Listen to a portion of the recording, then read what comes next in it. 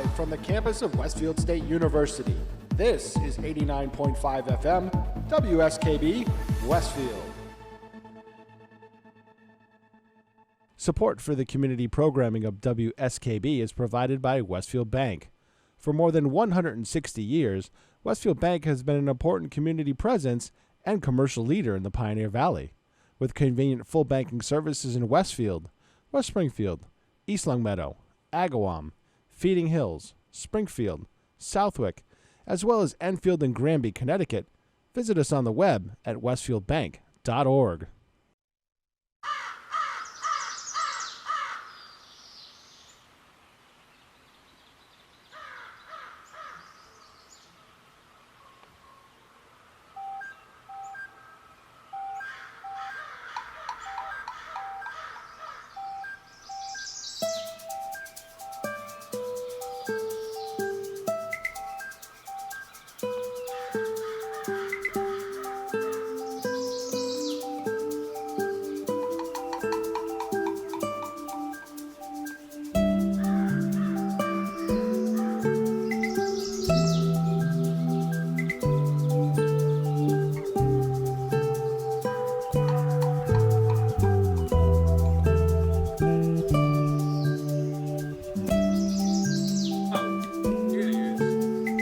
Wowie! It is Tuesday morning, and it is August.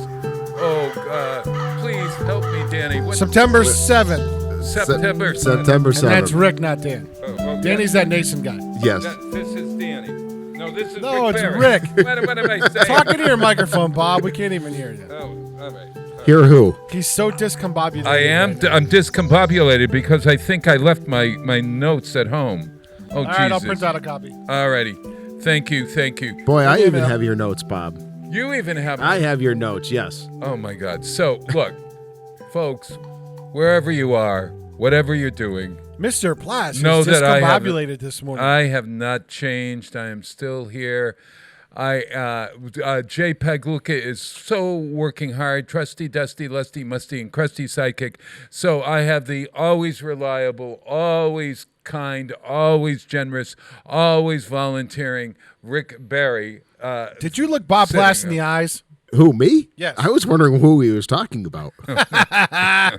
Rick Barry is here for this week, and I think next week, although... Jay's trying to open up Amazon printing plant. Yes, someplace in where at Connecticut, Yeah, North Connecticut Haven. or something. North Haven. Yeah, We've talked about it on the show before. yeah. He's got like how many? Oh gosh, he is. I think he's got 12 techs. Yeah, and how many computers are they putting in this new plant? It's like These are printers that are hundreds. printing actually softcover books. And I think, did he say hardcover books too?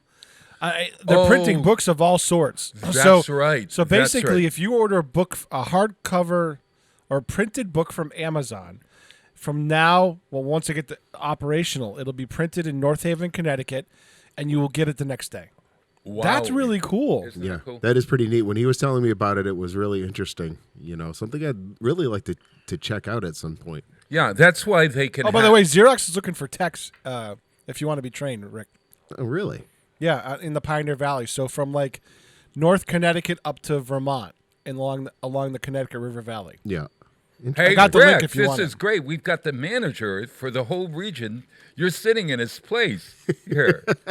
I could never take his place. No, you can't take his place, but he'll be glad to But know if you're that doing you, him a solid, maybe he'll do you one back. There we go. There, yeah, very, very, very, very, very, very well said, Peter Coles. Peter is the kitten of the keys. And then when we say kitten of the keys, we traditionally go meow because Jay started doing that. And because he's the kitten of the keys, the Duke of the Dials over there, we can't help but honor him by calling him the kitten of the keys. Do you know where that comes from, the word kitten of the Suppressor of sound? No, yes, yes. Oh, here he comes. Okay, good. He's bringing in my notes for today. Now I can talk whatever about any old thing. But Kitten of the Keys, incidentally, is not from anything other than a song that was written back in the 1920s. It's a piano thing that people call Buffum or somebody, Zeph Buffman or something, wrote this song called Kitten of the Keys. And it refers to this is a pianist of note, somebody who can be, Tinkle the ivories. Tinkle the ivories, like a kitten who goes across the ivories, Picture a kitten on a piano. And that's where that comes from. I was always wondering where you guys had gotten that from, and that's... Yeah, I'm surprised you don't know that song. That I do not know. Peter, if you look up Kitten of the Keys there, we're not going to play it all, but if you want to see just to give everybody a sense of where your name comes from, the Kitten of the Keys. Oh, I think it goes da-da-da-da-da-da-da, da-da-da, da-da-da-da-da-da-da, da-da-da. Something like that. No. I think that's it. I may be wrong, but Kitten of We'll the save Keys. that for next show. All right, Yeah. okay. But know that I know what it sounds like. So, Rick Barry, you tell everybody who you are and what you do. You have a very a moniker after your name that's really impressive about volleyball. Well, actually, I am. My name is Rick Barry. I am actually on the board of directors of the Amelia Park Children's Museum, and I am also the vice president of the International Volleyball Hall of Fame in Holyoke. Isn't this something? The International Volleyball Hall of Fame. Most people didn't know that all these Y sports came out of this area directly. Yeah, And yeah. wasn't volleyball partially invented by Dr. James Naismith too? Well, Didn't he have a hand in it? It wasn't the primary driving force. he He was basketball. No, he did not have a hand in it. It actually came about as the fact is that William Morgan needed to find a sport where businessmen and older gentlemen could play during their lunch hours and stuff like that, to something to get exercise and not be as stressful as basketball was. So he came up with the sport of mittenette, which What was it called? mittenette. Mittenette. Yes, exactly. Like Yep. kitten with the mitten. Yes, exactly. Yeah, mittenette. Back to that kitten thing again there, Bob. You can't let it go. Yes, exactly. Da-da-da-da-da-da-da. Never mind. But yeah, it was a school project. Yeah. Because he was actually a student at Springfield College as well as James Naismith was. Yeah. So For Y directors. yes, And that's the program that Harry, it's kind of tailed off, but Harry built back up when he was over at Springfield College. yes, you are exactly correct. Yep. Yep. So and it was actually there's the Judd Gymnasium over at Springfield College is where mittenette was actually demonstrated for the first time to the directors of Springfield College. Was there a mitten involved in mittenette? No, the whole story of the mittenette name, I'm not really sure where it came from. Yeah. But then it was actually suggested to call it volleyball after it was demonstrated. Because the ball volleys over the net. Yes, yeah. And then when the game first started, it actually you could have as many people on the side of the net as you wanted to, and you could hit the ball as many times as you wanted to, just as long as it never touched the ground. And you could hit it in any way that That'd you be wanted? pretty cool Yes. then. Kind of like watching a Pee Wee soccer game. Right, exactly. Wow. Yeah. So where was it? So was it always played on a beach? No. Beach volleyball did not come into fruition until it was really introduced into the Army, into the armed forces. The armed forces and volleyball have a very close relationship, where it actually grew the sport into what we are finding today. Really? Interesting. Yeah. And did that help bring it around the world? Yes, it did, because it was able to, because very simple. All you needed was a net, 2 poles, and a ball, and you could bring it anywhere. So the Army bases all had them set up on their bases and in their camps and everywhere. So, and just to let you know, Bob, it is actually the most played sport in the world. It actually surpassed soccer. Do you Really? believe this? Yes. Wow. Because if you think about it, what do you see in a backyard barbecue? A People volleyball. playing volleyball. You know, driving down Mill Street the other night, If you- there was a whole group of them out there playing volleyball. Yeah. Camping. Camping. You play volleyball. Yep. Yeah. I don't play volleyball. Right. I mean, I did when I was younger. I always felt as if somebody asked me to play basketball, which Actually, Bob, at your age, you could still play. I- You just wouldn't be running around like a nut. You just kind of stay in your spot and occupy your zone. like Because all you really need, if you're doing it the right way, you just need to occupy. Right, You just need to occupy a small circle as part of the whole area. well, with my girth, I could occupy a small circle. I might be in a large circle. You should talk, Bob. Oh, stop it. Yeah. So, Rick, the idea of it sort of reminds me of badminton. And I just wondered, is there any, not badminton, isn't that Really? the- No. No, or tennis or anything with, or what's the one that you play on a Donkey Kong? Donkey Kong. Donkey Kong. That's the video game. That's a video game. That's No. All right. Okay.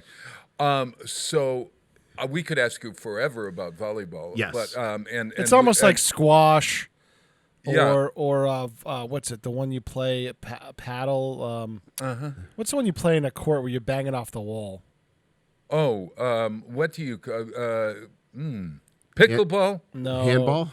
There's It's handball, sort of like handball, but there's- with paddles. yeah. Because Windsor Marketing Group, back when I worked there eons ago, Kevin Armato was big into it, and it used to be big in the '80s, where they'd have the court, and in several '80s movies, you'd see two people playing, and they'd bounce it off the wall. And it was almost like tennis, but it was only one way. There's racquetball. Racquetball. That was it. Racquetball. That's it. I don't know. All right, but volleyball is a unique sport, but isn't it wild that how many sports have come out of the YMCA? yeah. Like basketball, volleyball, pickleball. All these sports that have taken Well, fire. out of Springfield College, because Springfield College has a real history, right? Yes. It was the place that you went if you were a sportsman, if you were an athlete, if you were Originally, yeah. also because it came out of the YMCA, where it was about recreation. I would assume. I don't know. Right. Well, Springfield College is it was and still is a YMCA training facility.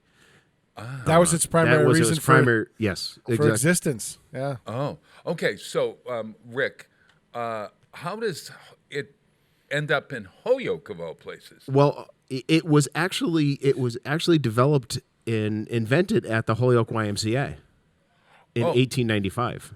Oh, okay. Yes. Oh, so it was William G. Morgan's class project, if you want to call it. I'm not sure what they called it back then. Sure. But basically, It's his senior thesis. The equivalent exactly. of his thesis, probably. yes, exactly. Yeah. And he actually developed it at the Holyoke YMCA. Okay. So Holyoke is known as the birthplace of volleyball. So we get the Basketball Hall of Fame, and then some wonderful man or woman in Holyoke says, "We need one for volleyball." Yes. Yep. Actually, the Holyoke, it was a spinoff of the Holyoke Chamber of Commerce that actually did some work on it.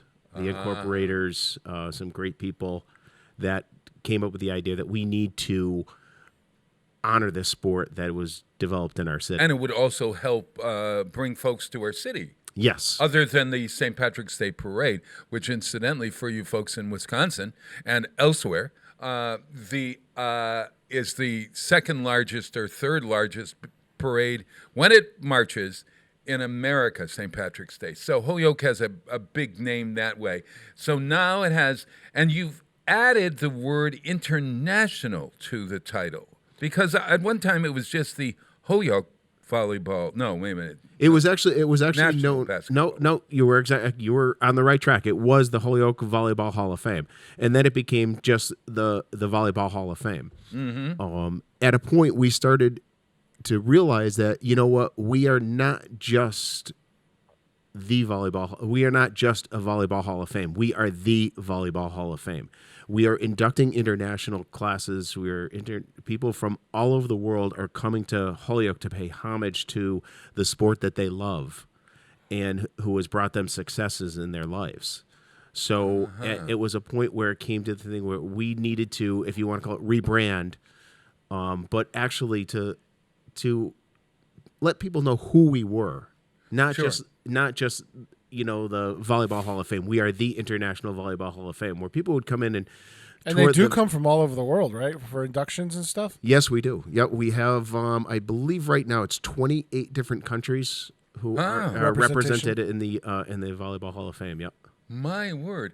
Is there any synergy between the Basketball Hall of Fame, which is in Springfield, 20 minutes from Holyoke? Holyoke. Ho- Holyoke. What do you mean? That's exactly how it's pronounced. Holyoke. Holyoke. Yes. Not Holyoke. No, not Holyoke. It's actually Holyoke. Holyoke. Yes. There's no L in it. No. But there is an L in it. There is. It's just the way it's pronounced. Who said that? Did I you don't say know. that? No. It's listen to anybody from Holyoke. That's exactly. That's you how see they how call I pronounce. I don't call it Holyoke anymore. New Britain is called New Britain. Yeah. But it's not New Britain. It doesn't have a T. You know what I'm saying? Well, it's like Haverhill. It's not Haverhill. It's Haverhill. Oh, Haverhill. yeah. Oh, yeah. Or Leominster. It's not Leominster. Right. Or It's not Worcester. Worcester. It's not even no. Worcester. Worcester. But then you get into there are some that have two. Like for instance, Houston Street in New York City, Houston, would be to you if you didn't know what Houston Street was. Would be what? Houston. Houston Street. Yeah, it's exactly right. Right. Yeah.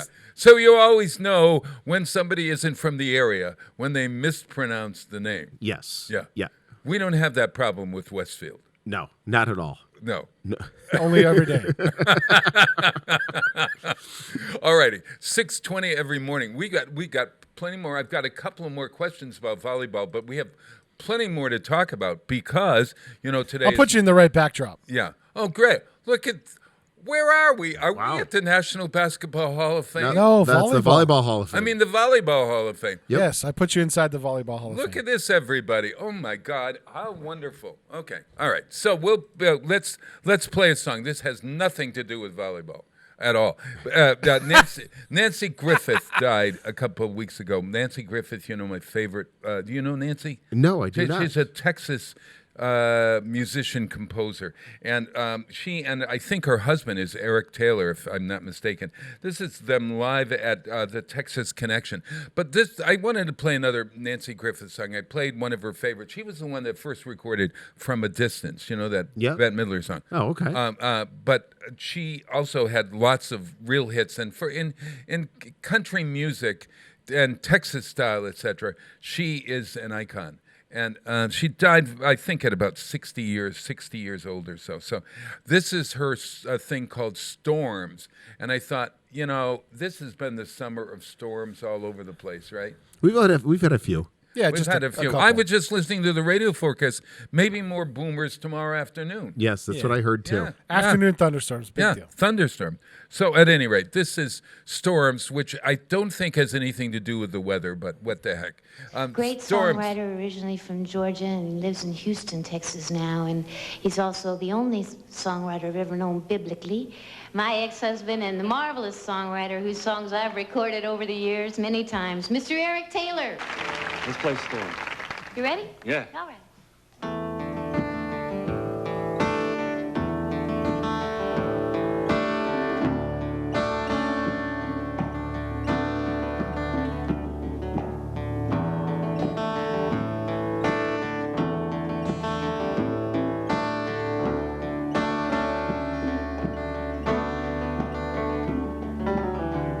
It's quiet as a street lamp, some kind of town.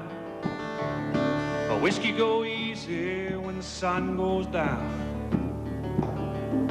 My best to the midnight now, God, look at the moon. Well, there's enough for two shadows. There's only one in the room. There's only one in the room.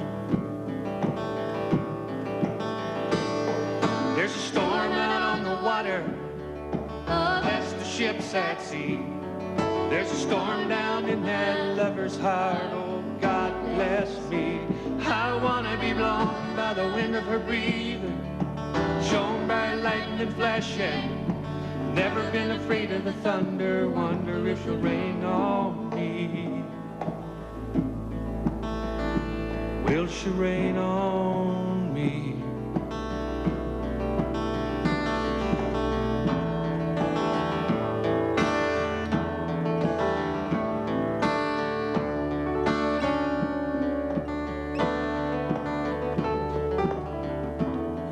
is contagious, another damn song about a waitress. It's the only hotel here, and the engine's gotta cool. And I'm a bad hand at solitaire. Lie to yourself and no one cares. The wallpaper fades as the sun takes the moon. There ought to be two in this room. There's a storm out on the water. Bless the ships at sea. There's a storm down in that lover's heart. Oh, God bless me. I wanna be blown by the wind of her breeze. Shown by lightning flashing. Never been afraid of the thunder. Wonder if she'll rain on me. Wanna be blown by the wind of her breeze. Shown by lightning flashing. Never been afraid of the thunder. Wonder if she'll rain on me. Will she rain on me?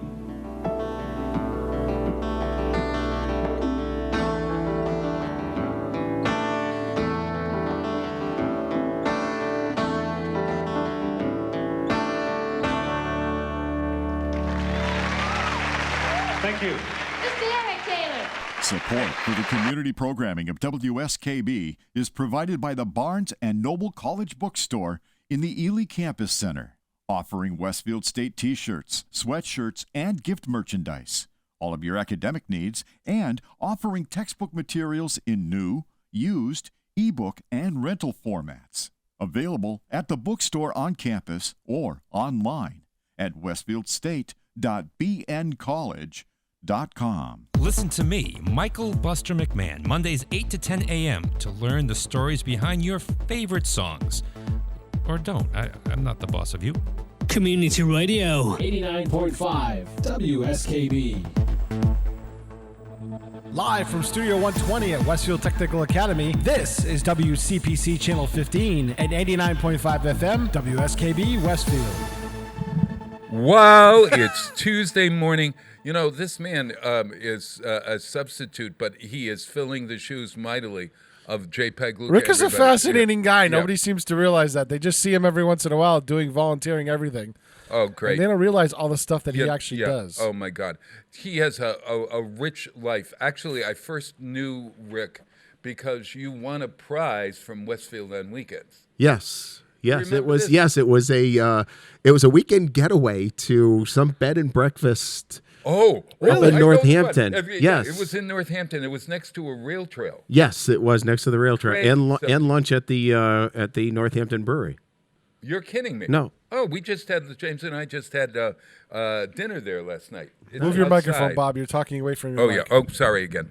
I'm old. What do you want? I know, I've just had, take this your- week more than any week, I've been feeling like my real age, which will be 76 in November, and I've been really feeling it. Well, you look good for your age. Bob, Yeah. you need to. I remember what I told you. You need to focus on like a couple of things because you tend to go like in all kinds of directions at once, and we're getting older. We can't do that anymore. No, let's actually- be honest. We can't do that Yeah, anymore. Peter- That's for the young people like Jason Poland. Yeah, Peter. Yeah, Peter. You know, what you said just a minute ago is exactly what I've been thinking. Is that my life is filled with, if I created a life in the area that is so chock full of, it's like this huge rectangle or something, and then I have my personal life, which is this tiny little box, like in the center. Now, as I grow older, and older and older and as I with more visits to the bathroom every other day, But are you it's growing up, it though? just sort of seems that He'll that- never grow up. He's a No. Toys R Us kid. Yeah. Though that little box right in the center, that is my personal life with my dear spouse James, needs to grow. I really want it to grow in the next millennium or whatever, and so I have been thinking really about how and what gives me joy in my life. and trying to figure out that out, and also to work on, instead of some things, to work on plans for our house. We're doing the second floor, etc. You're not a contractor, are you? No, I am not. No. You could. And he doesn't even play one on TV. You No. don't play one on television? No, I don't even play one on TV. No, I can get myself into trouble doing home repairs. So that's. You know, I played a doctor on television. I played a doctor on television once. Yeah. I played a priest on television. So every time they say, "Well, I'm not even on television," I always think, "Well, I did." The ego in me. But instead of as I was thinking, I thought, what's the things that give me most joy? Believe it or not, creating for this show gives me more joy when I have I suppose it satisfies that in me or whatever. But you seem comfortable at this, and would this satisfy a joy? I mean, if you had your own regular show, or Well, I could. Yeah, it would. It's fun. I enjoy doing it. He doesn't realize how much work it is. Yeah. It is a lot of work, and I do understand how much work it is. And I'm lucky enough to come in and kind of be the sidekick and be the off color man maybe instead of the color man. Well, the off color man. We've had those moments in here oftentimes, and it's usually when I'm talking and I have no idea that I'm being off color. Bob, you said what? Is usually what happens. we should put a tape together of all my that could go for a while. That could go for. It's a wonder that the FCC hasn't run me out of town. No, see, Bob, they're never. What's funny is they're never like blatant. Oh. They're kind of like you don't realize what you just said, and we're sitting there going, "Wow, the double entendres in that are like rich and juicy." There he goes again, folks.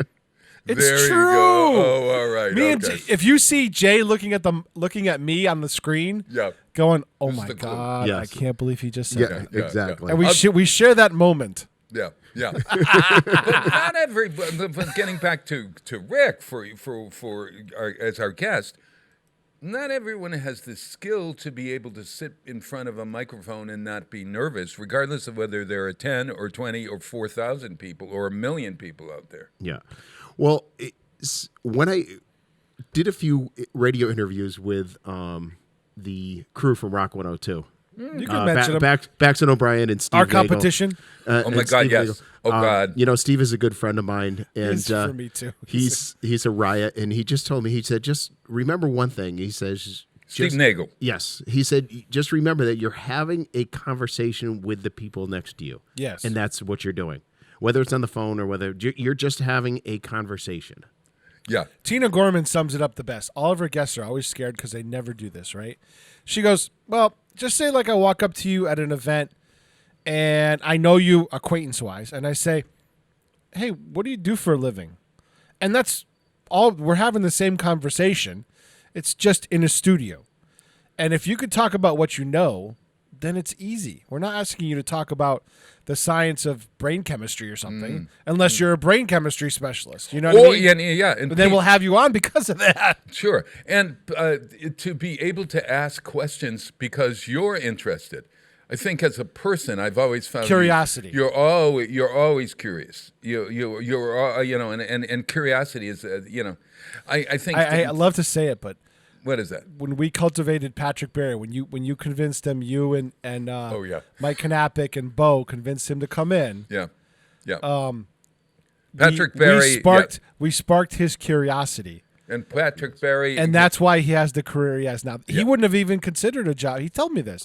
He goes, "Pete, I wouldn't have even considered a job like that unless I had done the show for a couple of years." And guess what? He excels at it. Tell everybody who doesn't know who Patrick Berry is, what's he doing now? He is the co-host of Mass Appeal on WWLP, their lifestyle show. Yeah. And he loves every minute of it. And he's very good at it, and he learned it right here. He keeps posting. There might be a TV show in your future, other than that we're on TV here. Well, I have a TV show for him. We got to get the time to do it. Well, see, I have the face for radio, though. That's the problem. I have the face for radio. No, you don't. You have the face for the show I got you targeted for. Yes, and we do have to get that going. That would be fun to do. Yeah. Yes, that's a fall project that I want to get done. Is it a music show by chance? No. No, it is not. Is it a beer show by chance? It might be. It might be. It might Let's be. play coy. Yes, Ooh. it might be. That's Speaking of Peter today, Coy. Yeah. today is National Beer Lovers Day, according to your list, Bob. It's Beer Day. exactly right. It's National Beer Lovers Day. Did Yes. you know that? Yeah, I did not know that until I saw your notes. Yeah, and out of all the things that our friend Rick Barry does, one of them is connected to beer. Well, a lot of them are connected to beer. You have a 6 degrees of separation. You have no degrees of separation. I have no degrees of separation from beer. You are Yes, beer. Yes. So I know what you're alluding to, but I have actually been in the in and out of the beer industry and close to the craft beer industry for almost 20 years now. No, really. Yes. Yeah, Yep. goes back to the Berkshire Brewing days. Yes, back in 2000. Actually, it will actually be 20. It'll be 20 years next month. Rick, I was one of those guys with. Do you remember Dwight Sturdivant up there? Yes. When Dwight used to go up there all the time. Yep. This So is I- at Berkshire Brewery. Berkshire Brewing. I knew Dwight through TV, right? So he had a production truck for the longest time, and he says, "Hey," he goes, "these guys really need help." He goes, "Can you come up and help doing a brew day? They'll pay you in beer." So I helped one day. It was hard to work. Yeah, it Helped is them hard work. bottling those big 22-ounce bottles, and I think you got paid a 6-pack or something. Walking out the doors, that was your Used to be pay. a case. Used to be a case of Was beer. it a case? A case of beer, yeah. I couldn't remember whether it was a case or a 6-pack. But anyways, I remember walking out the door with beer, and I was like, "This is pretty cool." I'm like, "I'm not doing it again," because the work was. I mean, it's hard work Yeah. Yeah. on a brew day for them, but they've been around for 20+ years. 25 years now? Yeah. It might be their 25th And anniversary. then Dwight was really good friends with the guys at the time owned the home brewing supply shop in Northampton. So I met those guys right on Route 5 in Northampton, the home brew supply shop. And so Dwight was Peter, a big home brewer. now my connection to Berkshire Brewery, I have two, but the one is one of the gentlemen that owns its wife was an old friend of the girlfriend of an old friend of mine. If that, so you know how 6 that degrees goes. of Bob Platt. But she was married, and so when we were doing vintage baseball with Vintage Baseball was with Jim Boughton here in town. We needed beer. And when I was doing the Colonial Harvest Day, we thought beer would be a great thing. And then when we were doing Dickens dinners, we thought, geez, wouldn't it be great to have our own beer? Because it is dinner. Yeah. it is traditional in beer, the colonial yeah. America. Oh yeah. So Berkshire came in, and we made a label, and we plopped on Colonial Harvest Day beer. So they made a specialty beer for you? Made specialty beer for us, et cetera, et cetera, et cetera. And so that's my connection to the beer world, other than really being. I'm a stout man myself, Yeah, so am I. Actually, Are you? I actually prefer stouts. And let me ask you a question, Bob. Yeah. Let me ask you a question. Oh, Now- please, somebody ask me a question. I do, but usually we get in an argument. Yeah, we are. That's so true. And Pete, you can't answer this one. Okay. You can't. So, how many types of beer are there in the world? 185,000. No. There are only two. There are only two types of beer in the world. There are many, many, many styles of beer, but there are only two types of beers. There are ales and lagers. Yep. Oh my word! Okay. And it's because it's two different processes. Yes. Oh, okay.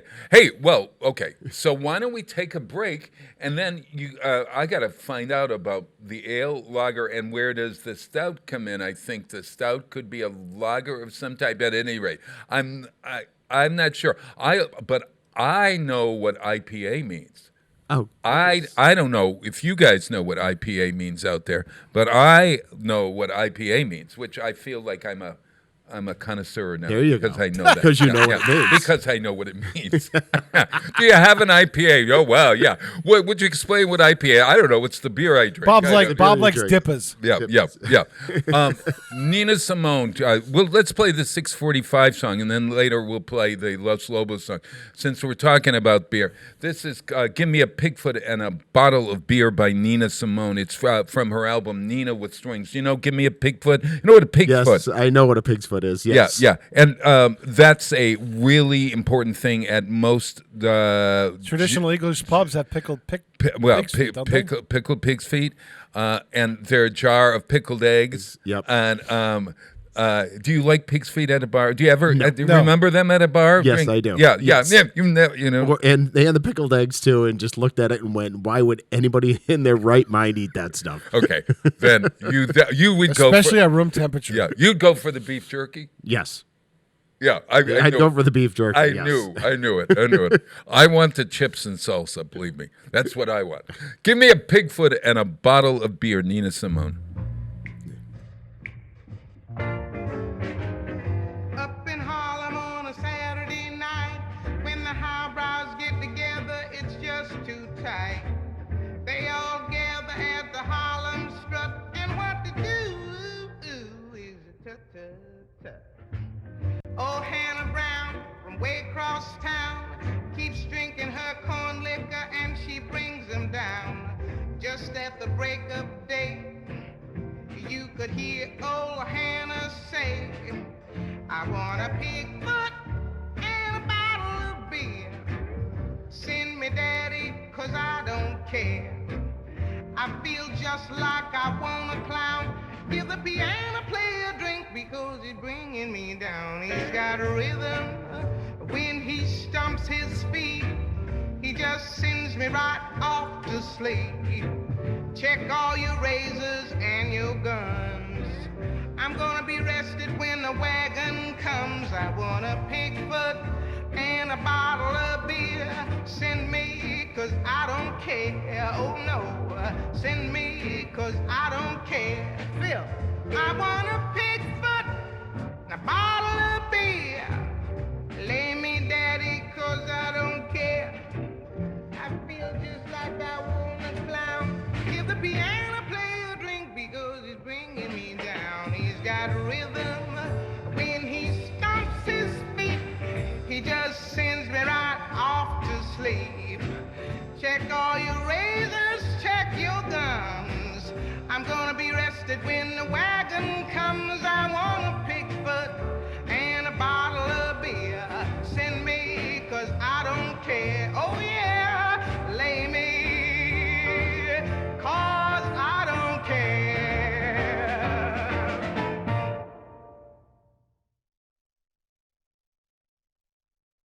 Support for the community programming of WSKB is provided by Bay State Dental. Comprehensive dentistry at 14 convenient locations in Springfield, Chicopee, Longmeadow, West Springfield, Belchertown, East Longmeadow, Ludlow, Northampton, Greenfield, and Wilbraham, as well as 29 Broad Street in Westfield. Bay State Dental makes it a priority to help you achieve and maintain the healthy smile you deserve. On the web at baystatedental.com. Join us every Thursday morning from 6 until at least 7:30. Check out the Bobby G and Company Show right here on WSKB 89.5 Community Radio. 89.5 WSKB. Live from Studio 120 at Westfield Technical Academy, this is WCPC Channel 15 and 89.5 FM, WSKB Westfield. Wow, it's Tuesday morning, September 7th, September morn, and it is a great pleasure to have Rick Barry filling in for JPEG Luca. Rick Barry is my trusty sidekick today. Peter Coles is in the control room. My name is Bob Plass. I'm from Westfield on Weekends, and you can find out everything that's happening, from concerts to Pumpkin Fest to some great things happening down at our Creative Arts Center down at 105 Elm Street. You can find all of that out on our Facebook page or on the web at westfieldonweekends.com, and you'll see all that information about great things like Music Fest, the concerts that were coming. We've got a Santana concert coming up, Rick. Yes. I'm psyched about that one. Yes, I want to see that one too. September 28th. It's not the Santana, unfortunately. Carlos Santana was unavailable. We called him, and he was doing his laundry. I don't know what he sent his regrets. He sent his regrets. But we got a incredible band. You know, I didn't realize how what's the word that I think of him as that Latinx beat, that great He's just Mexican beat, right? Latin rock and roll. Latin rock and roll. rock and roll. Yes. But I also to recognize his ability to play a guitar, and some of his songs that really don't have a Latin beat to them are wonderful. Yeah. Could you call this music fusion? He kind of fuses rock and roll with. He wailing guitar and, Yeah. and that Latin kind of underbeat, but Yes. not more specifically, almost like it strikes more Puerto Rican, like South America. Salsa. Yeah. Maybe South that, American. South American, I think more. Yeah. I saw him play on a PBS special one day, and I just sat there and watched him play his guitar, and it was just mind blowing. Yeah. Probably amongst a number of other people, probably one of the underrated guitarists around. Oh, absolutely, absolutely, and that's why if you're going to do if you're going to play a tribute band to Carlos Santana,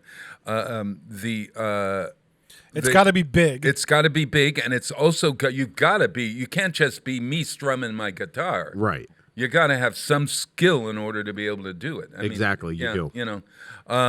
So that's on September 28th. And set your calendars also for October 16th, which is Pumpkin Fest, and also October 1st and 2nd, we're in a graveyard. It's the Ghost Tours.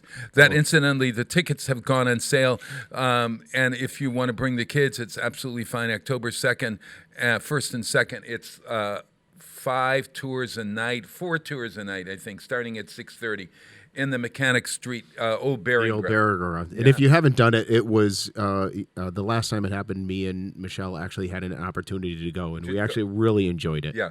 You wouldn't by chance, we're still looking for a ghost or two, perhaps. Could I ever talk you into getting into a graveyard? Don't look him in the eyes. Into a graveyard, dressed up as a ghost. Yeah. I have an issue walking into graveyards, anyways. It's one of my. See, here's the funny thing. We talked about this. Oh. They're the least haunted places in the world. Graveyards. Do you believe that? You know why? Why? Think about it. The ghosts, the dead people, don't have an attachment to it. They never really went there as living people. I don't know. Robbie Goff has done several cemeteries, even historical ones. He says they're generally, psychic-wise, they're stone dead. Because people have attachments. No pun intended. Right. Because people have attachments to where they lived, to where they worked, where they frequented, like taverns and things like that. But they have no attachment to places that after they've already passed. Really? And I just... And here's one of the things is they never really kind of made me nervous until after my father passed away. And then one day I took a ride up there and... into the cemetery? And my dog Sadie happened to be with me. Yeah. And she loved my father, would always just go up to him all the time and sit with him. Yeah.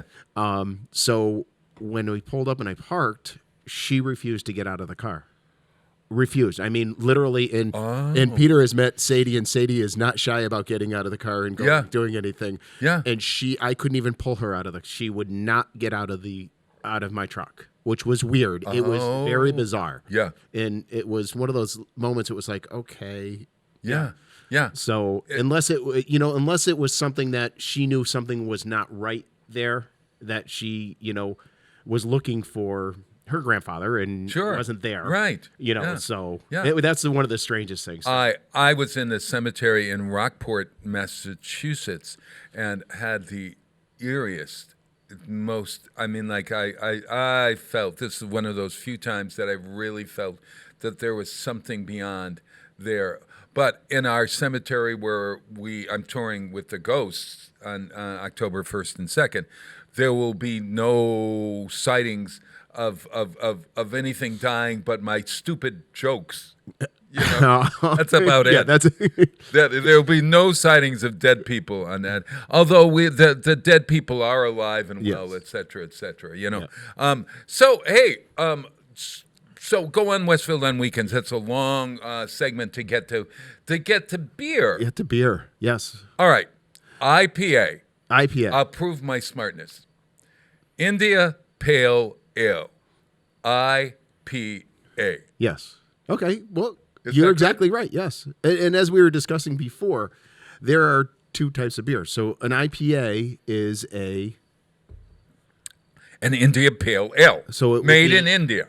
No, it's No. not. No. Do you want to know the story behind how an India Pale Ale I know the story, came but to I'll be? let Rick Yes. tell it. Oh, Well, back in a long time ago, even before you were born, Bob. must have been the prehistoric era. The dinosaurs walked the earth. Go ahead. The sailors who were trying to find a passage to the New World, they were trying to find the passage to India, or to the Orient. Yeah, To open up trade. From England to open up trade. And, of course, they would load the ships with beer because beer became a stabilized thing. So what they would do is they actually figured out that hops in beer actually stabilize the beer. It actually acted as a preservative along with the alcohol. So the fact is that when it went to travel, it would actually still be good to drink because they couldn't drink the water because there was no water on the ships. So they had to drink beer. So, but what they did was the hops, the more they hopped it and the hops sat in the beer, the more bitter it became. And of course, the English like their bitters. Yes, Bitters. exactly. Yeah. And if you consider like the hops like tea leaves, the longer you steep them, the more bitterness comes out of the leaves or the tea or the hops. So by the time they got to what they thought was the New World or the Orient, which was actually the West Indies. Yeah. At the times, and they drank the beer, they actually really liked it. So hence the name became the India Pale Ale, because traditionally they took their pale ales, which were a deep amber in color, and hopped them for the trip. So hops are plants. It's actually a flower. It's a flower. Yes. Kind of like that grows it's almost everywhere throughout the it's world. almost like wheat. You have to plant them specially for Hops are like wheat. Oh, really? Yes, they're actually considered. They're not technically considered a a flower. grass? It's a cone. No, they're it's a plant. Okay.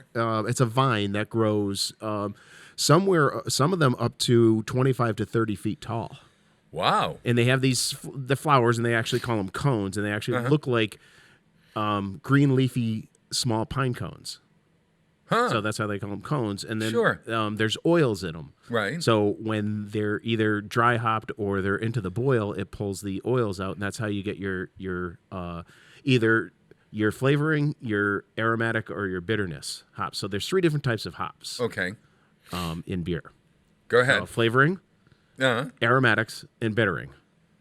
Okay. Bob's getting his beer education this morning. So okay, I'm gonna make the aromatics are something that smells. Yes. Yes. That beautiful baking smell. Right. Or floral. Or a lot of hops smell a lot like citrusy. Yeah, citrusy or floral or pine. You get all those kind of Nuttiness, notes yeah. out of nuttiness. Yes, out of them. Okay, Yep, out of got them. it. Yeah. But is it start? You got to start with some kind of fluid. So the fluid that you're starting with is alcohol, water. Well, it's the whole brewing process. It would be the wort. So basically, water. You start water with water, is Bob. right. Basically, you start with water, and then you're adding your grains and your hops. and then it turns it to alcohol in some No, kind the of yeast. The yeast turns the sugars and the starches into alcohol. Oh, okay. All right. Okay. That's where every time I've been in a brewery, okay, and watching them, because when we were doing that Dickens Day brew years back, I went with Sergio or whoever it was to brew it. Yeah. And baking. It smelled like bread was baking. Yes. Sure. Yes. That comes from the grains that they're using. Whether it's Similar processes, Bob. Yep. Yeah. Yep. Yeah. It's really something. Yeah. Okay. So- So I'll be right back. You guys talk amongst All yourselves. right. okay. All right. It's not something we said, folks. Yeah, no. He doesn't. All that beer talk Yes.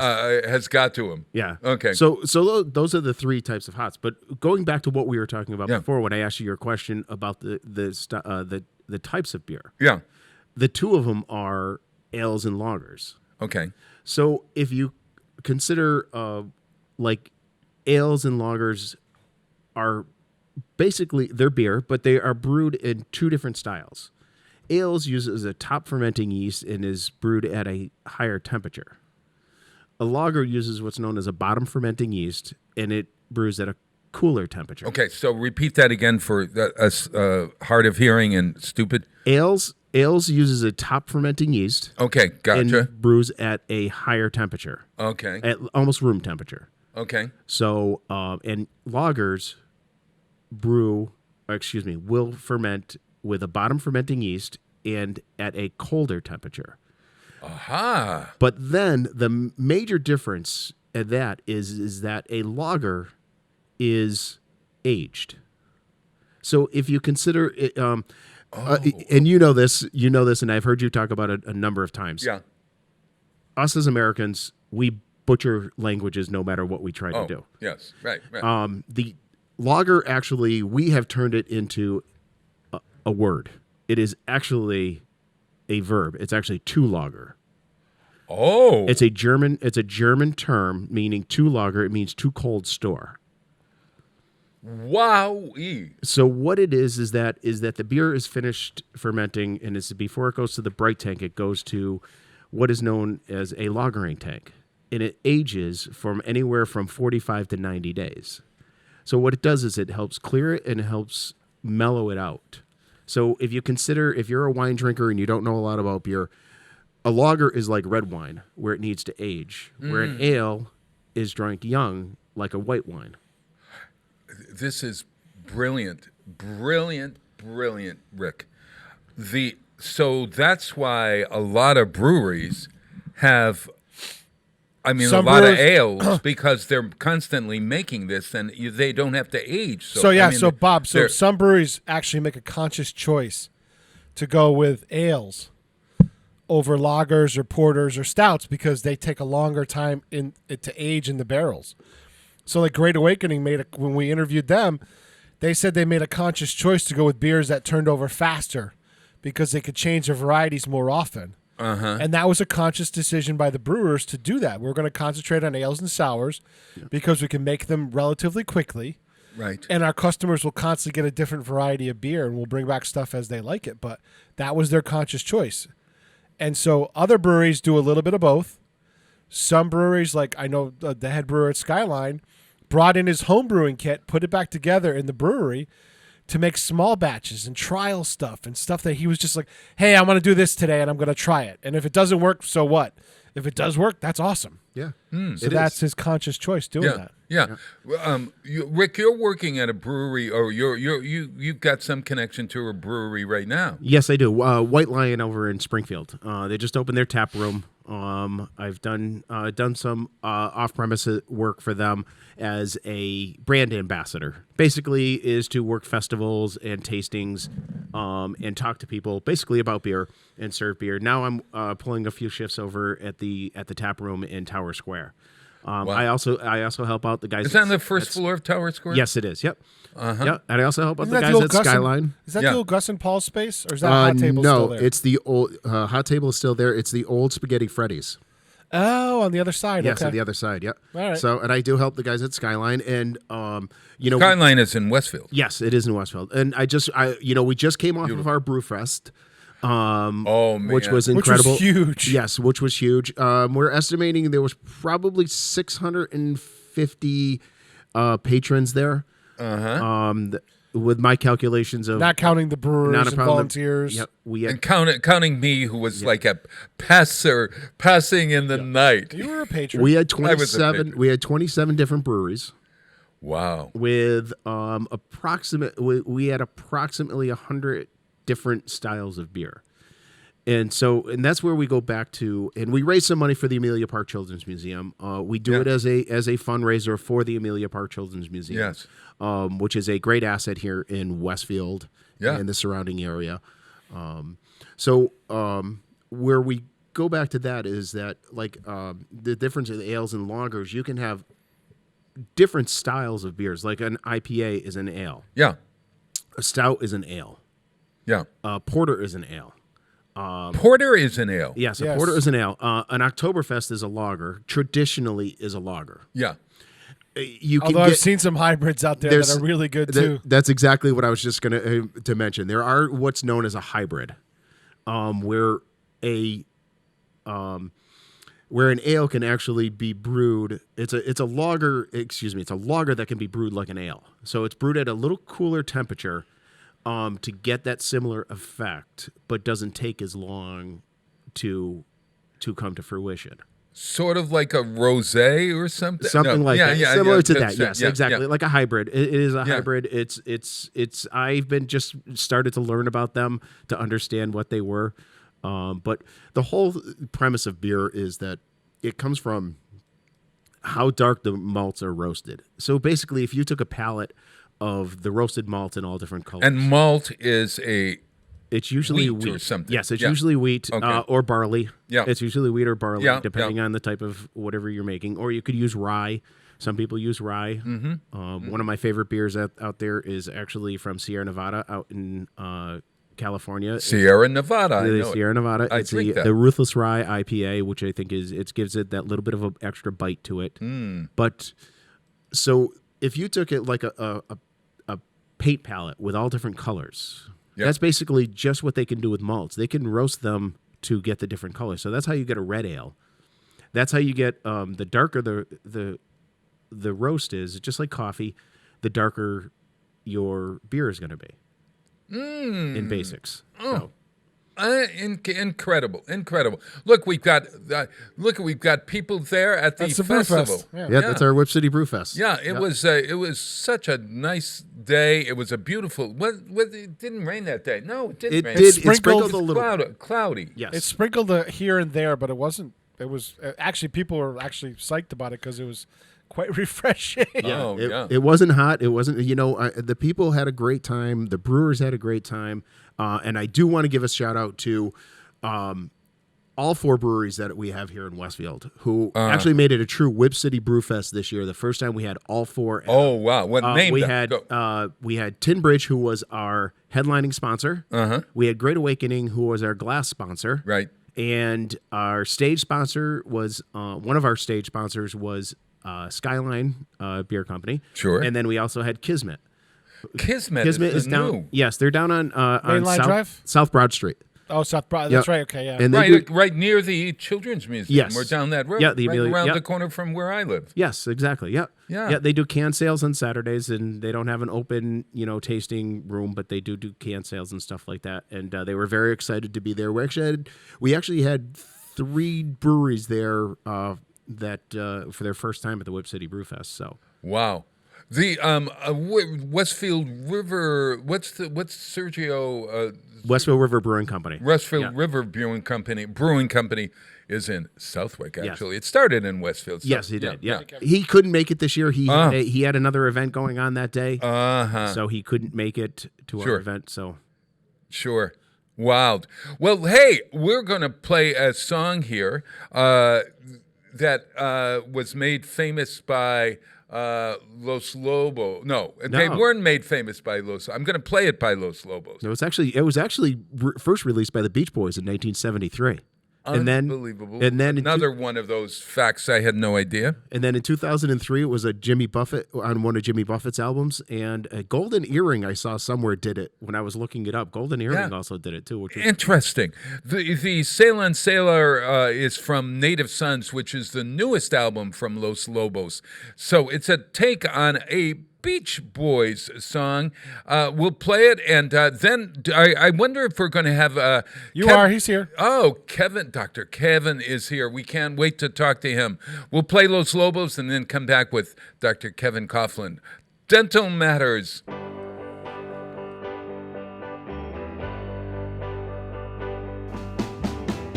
I sailed an ocean, unsettled ocean, through restful waters and deep commotion, often frightened, unenlightened.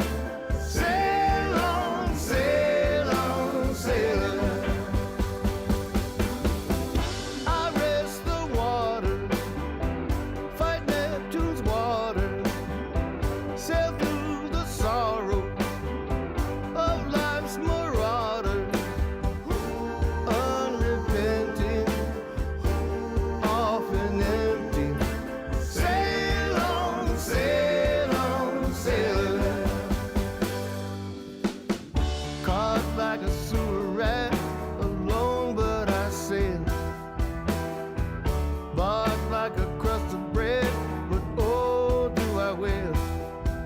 while I'm stumble, never crumble, try to tumble, life's a rumble.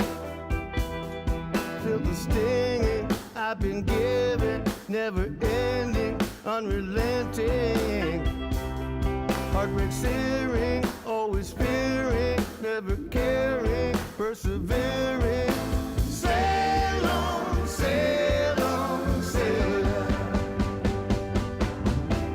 I work the seaway, the gale swept seaway, past shipwrecked daughter of wicked water, uninspired, drenched and tired.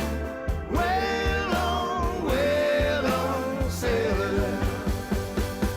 Always needing, even bleeding, never feeding all my feelings. Damn the thunder, must I blunder? There's no wonder, all I'm under. Stop the crying and the lying and the sighing and my dying. Sail on, sailor. Sail on, sailor. Sail on, sailor. Sail on, sailor.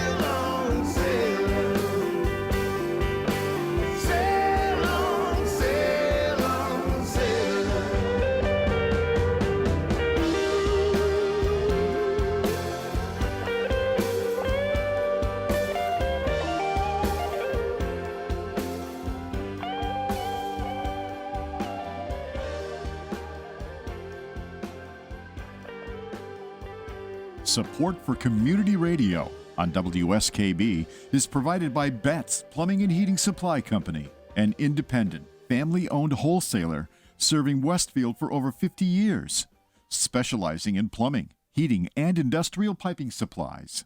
On the web at bettsplumbing.com or at 14 Coleman Avenue in Westfield. Support for the community programming of WSKB is provided by the Dunkin' Donut Shops of Westfield and the Sardinia family. It's nice to know that even as the world changes, Dunkin' Coffee remains the same at 7 convenient locations throughout Westfield.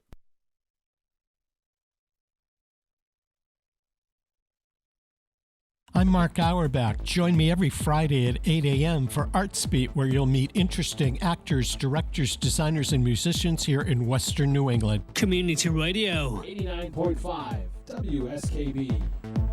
Live from Studio 120 at Westfield Technical Academy, this is WCPC Channel 15 and 89.5 FM, WSKB Westfield. While it is Tuesday morning, it is September 7th, 2021 and counting.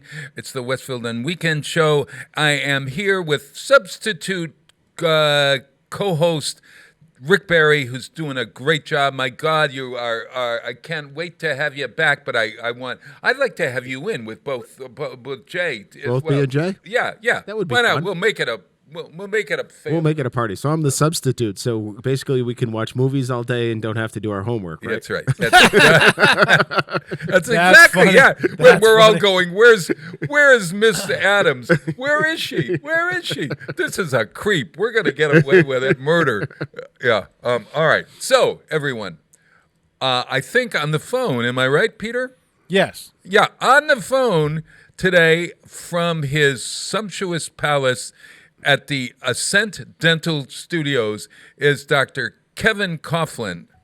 Dr. Kevin. Maximum length.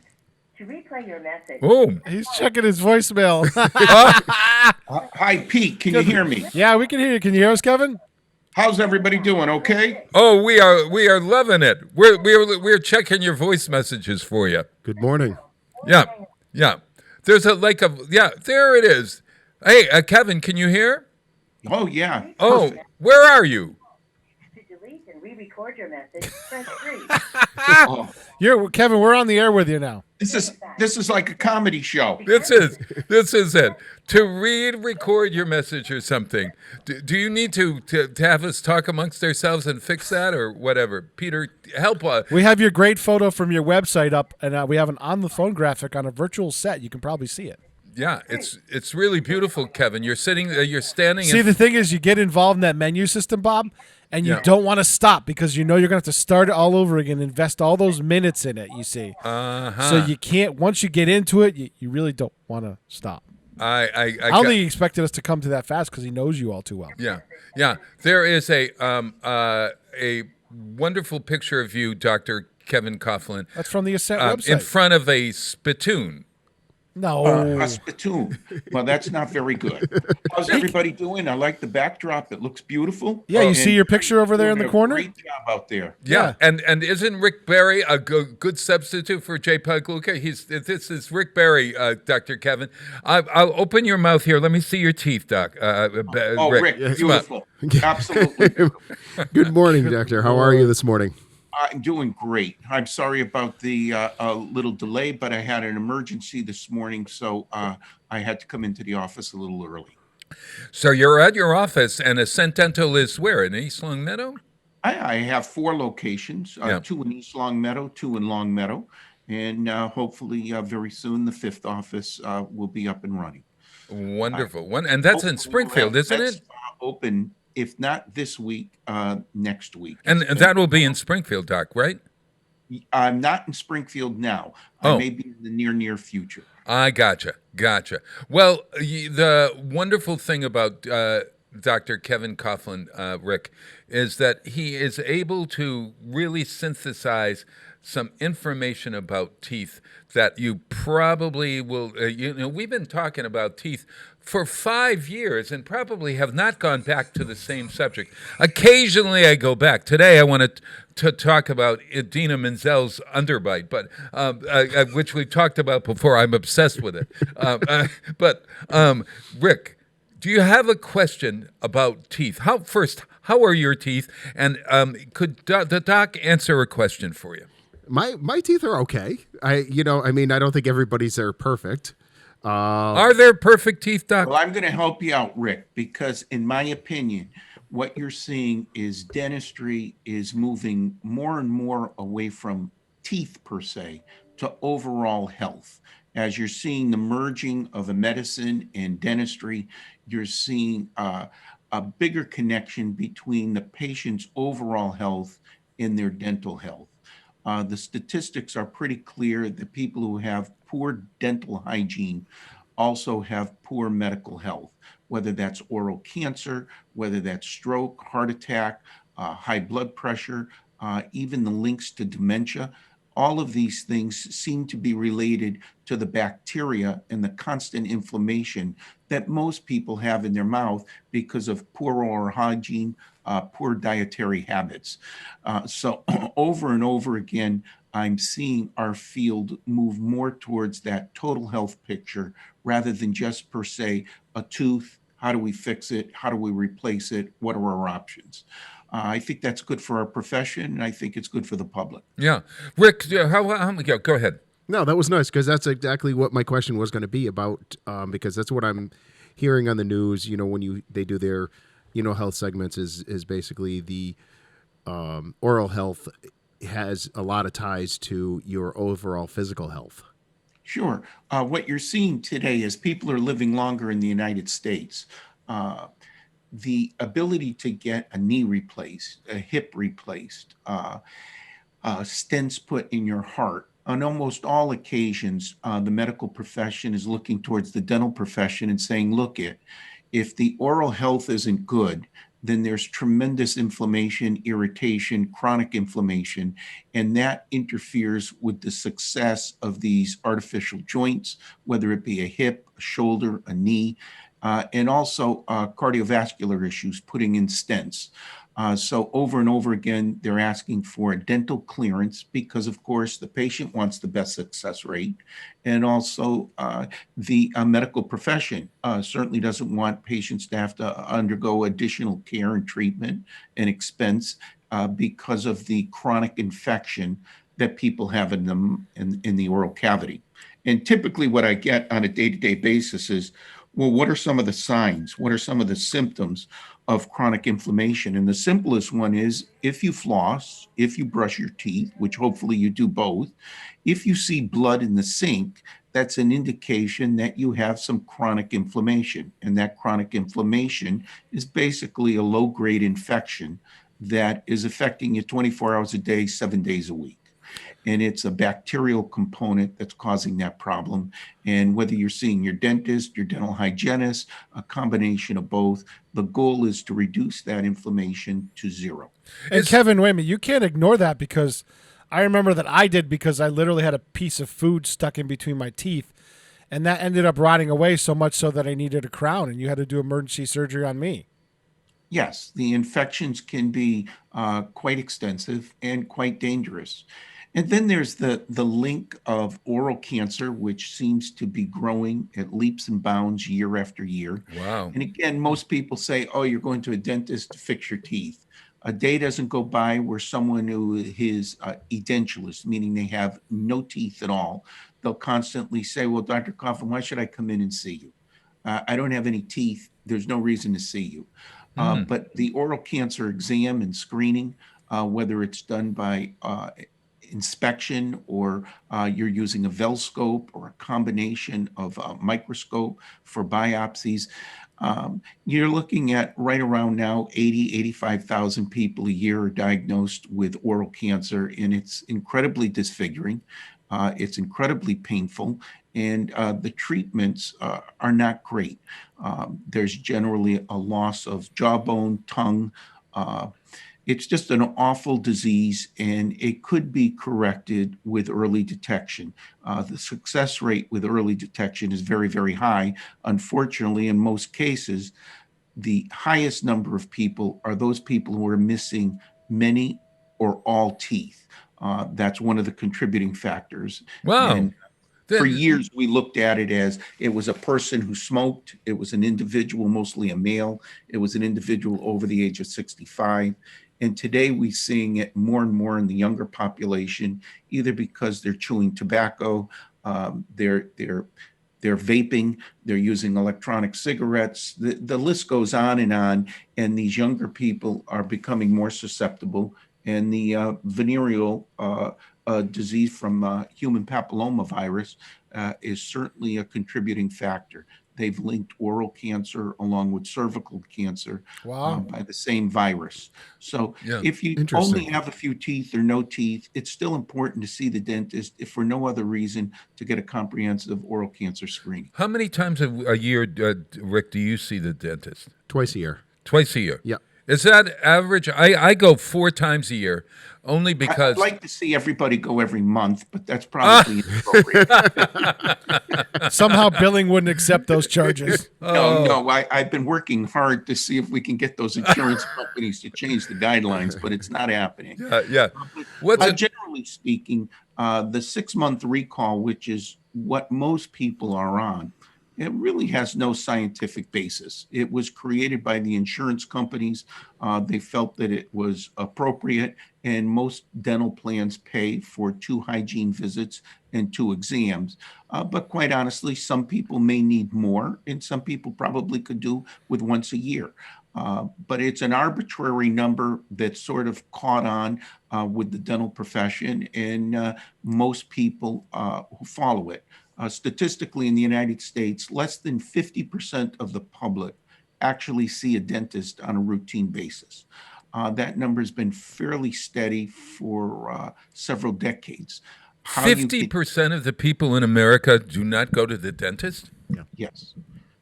Wow. Now, can you imagine if you have a dental plan that actually pays for those services and you're still not using them? This is one of the reasons why the insurance companies do so well. As participating, whether it be your employer paying for it or you as an individual, in many cases, none of the insurance benefits are used, because we know 50% of the people aren't even coming for a variety of reasons. And the number one reason is fear. And if I was to say one of the things that Ascent Dental has done that I think has created enormous access is we have a portable dental unit that allows us to go to your home. So for some of the listeners, they can. Have you ever heard of that, Rick? No, They go. Isn't that wonderful? Yeah, that is a great thing, and Dr. Kevin, that was one of the things that I was going to ask you is, a lot of people do not go to the dentist. For there's two. I believe there's two reasons, and correct me if I am wrong. One of them is the fact is, maybe that 50% doesn't have the insurance and really can't afford to. And the other one is, even when I was younger, it was painful to go to the dentist. It was. And that is, you hit the nail right on the head, Rick. Fear, anxiety, the history of dentistry. I'm 63 years old. I certainly can recall as a young boy going to the dentist without any local anesthetic, and it hurt. Today, I would say in most instances, the procedures can be done painlessly. For those few exceptions, what I refer to as sometimes it's iatrogenic, meaning the doctor, the dentist, we can't get a good block. We can't get the anesthetic in the right area, and the patient will have some signs and symptoms of discomfort. But in most cases, if you don't wait too long, you don't allow that infection to get too out of control, most of the procedures, whether it be a root canal or an extraction or a dental implant, the list goes on and on, you can get a very nice result with little to no operative discomfort. And the key is, as with almost everything, rather than wait for the tooth to hurt, if you treated it ahead of time, not only is the cost much lower, the time or appointment time much less, but the discomfort post-operatively and intraoperatively are very low to very little. But as I was mentioning, the home visits for people who are non-ambulatory, whether they have severe dementia or whether they have spinal cord injuries, and then the fact that we've augmented a variety of different sedation techniques, what I call oral sedation, which is pill, inhalation sedation, which is a gas, intravenous sedation or IV, where we inject medications into one of the veins, and general anesthetic. The combination of one of those four generally can provide a very comfortable treatment in most instances for most clients or patients. So interesting that there is a growing consensus that the importance of dentistry. I don't know if you found this to be true in your life, Rick, but the dentist has always been secondary to the doctor, without in life, Yes. and that indeed. A dentist is a doctor, as Kevin has so well said. But even so, look at Yes. during the pandemic, the easiest modes of transmission are through soft tissue around your nose and mouth. Well, let's ask the doc to respond to that. Yeah. I don't want to. It's a part of my business career that's been painful. I think everyone suffered during the pandemic, financially and clinically. But what Pete's referring to is almost all diseases emanate from the oral cavity. It's probably one of the only areas in the human body that you can't sterilize. So infection control has always been hugely important, but now even more so, to protect your team members, to protect other clients and patients. You're going to extraordinary means to reduce any aerosol sprays, to reduce any spread of infection. And I'm proud to say we've always done it, but I have to say since COVID, we've even taken additional steps. And the link between medicine and dentistry.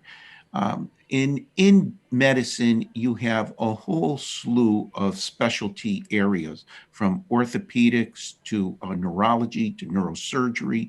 The list goes on and on. And dentistry is similar, although not as vast.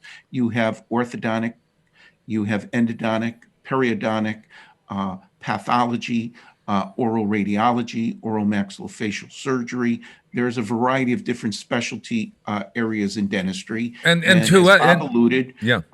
We're doctors of oral health, just like someone's a vein doctor, someone's an eye doctor. All of these medical correlations are linked. And but it's strange, Doc. When I bet both Rick and I, when we think of it, you hear these specialty things, and in my life, it's the dentist. Period. You don't think of him as these specialties. It's just the man who takes care of my little choppers or something. Yeah. Yes. Bob is right. Is that when most people think of it, you're a dentist. No, he's an oral surgeon, but he's also a dentist. That's that's where I think the correlation of people don't. Everyone doesn't get that. Certain people do. Do you find that at all? Well, I do. For someone like me, I really have I won't say I don't have any ego at all, but if you call me a dentist, I'm happy. You call me a doctor, I'm happy. So long as you're not cussing and swearing at me, I'm generally happy. I'm sure you get that sometimes too, don't you? Expertise and your knowledge really dictates. Clearly, doctor just simply means teacher. To my knowledge, when you say you're a doctor, you're a teacher. And you're teaching your clients and your patients about health, whether it be oral health, physical health, a combination of both. I know in the recent last couple of weeks, Medicare is now talking about making dentistry part of the overall health care. Geez, like it used to be one day, but back when medical and dental was one insurance policy? Yes, it was. And I personally believe, although I can't say I have any inside knowledge for sure, but I do think you're going to see that gap bridged. It'll be one plan, and that plan, for example, what's the difference if we surgically remove teeth, if we surgically place implants, or you have a skin lesion removed from your face? They're all surgical procedures. You're taking the same protocol. For Ascent Dental, I'm on staff at Bay State, Mercy, Mary Lane, Noble Hospital. I believe this week here, I'm going to the hospital, general anesthesia in the OR, doing dental treatment, which can include a whole array of care and treatment, whether it be biopsies, removal of cysts, tumors, the list goes on and on. So there's truly a medical component, but whether you call me a dentist, a doctor, for me personally, it doesn't matter. Typically what they'll say is there's a physician and there's a dentist. They're both doctors, but you'd refer to your MD as your physician and you'd refer to your DMD as your dentist. But both are doctors. So, Kev, would you this move to sort of make our healthcare in America include dentistry, is that going to be fraught with political dissension on both sides, saying that you're going to spend too much money, that it's not worth it, or is, and what will it do in terms of your payment? Is it going to leave only cover so much at such a cost? How does that fit in, and where does the American Dental Association fall in terms of the move to make dentistry covered in some way? Well, I can only tell you my personal opinions and my own research. But as we've heard so many times, the devil is in the details. Over and over again, you'll see signs out in people, healthcare should be a right. Healthcare should be a right. I've talked on your radio show a number of times. I think what's more important is what level of healthcare. There has to be some kind of guidelines. If you're going to offer either free care or extensive care, what level? Who's going to make the decision? Are we going to spend $100,000 or $200,000 doing a heart transplant on someone in their late 90s? Are we going to restore someone's mouth who, for whatever reason, refuses to clean it and maintain it? I've been doing dental implant surgery now for 39 years. And I will tell you that many times the patients that I've provided dental implants ultimately still lose their teeth. And I can't say what's right or what's wrong. I just know that is there anyone who doesn't want a beautiful set of teeth that are all white, perfectly formed, and aesthetically and functionally pleasing? The answer is I would assume most people want that. Are the taxpayers willing to pay for it? Hey, Kevin, I have a saying before you, What you because pay I know, for. I know you got to head out in a few minutes. I have a saying, and I live by it now. Stupid should hurt. Well, that's a philosophy that sometimes the best motivator is people paying for something themselves. They tend to take care of it more. If other people are, I always use the adage, you're 16-year-old, you buy them a car, they crash it. You buy them a car, they crash it. When they buy their own car, they generally take care of it. And there is some truth to your statement, Pete. But to answer your question, it's going to be in the details. What level of care and what's the reimbursement of that care? Just last week, as an aside, I had to do a second opinion and I had to take some radiographs. And the insurance company reimbursed me $7 for that radiograph in my interpretation. $7. Oh.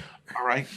And I think really the public isn't out there crying, feeling bad for Dr. Kevin Coughlin and Ascent Dental Care, but I think sometimes they don't realize $7 in the machinery cost me well over $150,000 to provide that radiograph and that interpretation, but the insurance reimbursement was $7.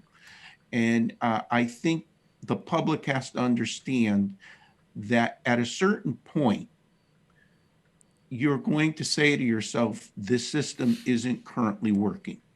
And getting to Pete's point, sometimes people have to be responsible for their own health. Mm-hmm. And if they're not going to take the appropriate steps to maintain that health, I don't know if it's necessarily fair for the taxpayers to flip the bill over and over and over again.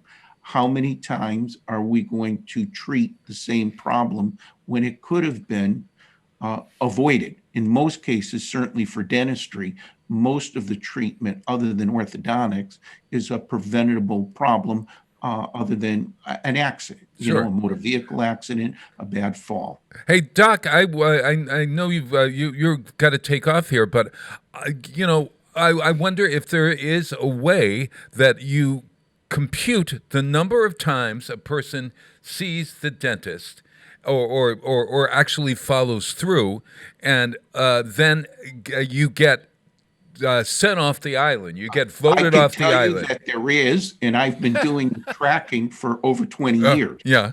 Government also tracks it. For example, Mass Health, Medicaid, or Common Care Alliance, referred to as CCA. Mm-hmm. That's taxpayers paying for dental care. Mm-hmm. Your tax dollars, a portion of it is going to that. And they know how many times Mr. and Mrs. Smith have canceled an appointment. Yeah. So I can tell you in my own private office, 80 to 85% of all broken appointments and last minute cancellations are on patients that don't pay for treatment at all.